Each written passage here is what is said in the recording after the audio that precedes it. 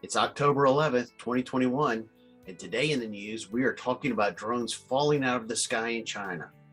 A fleet of 200 drones were meant to be part of a light show staged above a shopping mall in the central city of Zhengzhou when suddenly dozens of the drones began to float down out of the sky. The terrified onlookers ran for cover.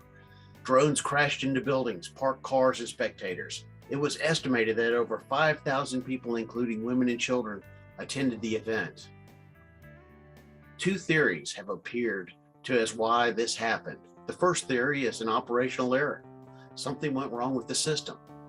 The second is someone could have jammed the transmission signals. Well, why has the second theory gained credibility? Well, it's due to 17 drones that crashed during a holiday performance in May. It was discovered that a rival drone company had caused the failure by using drone jammers. With popular drone light shows becoming increasingly popular in China, it's important that we have the ability to have safe drone shows.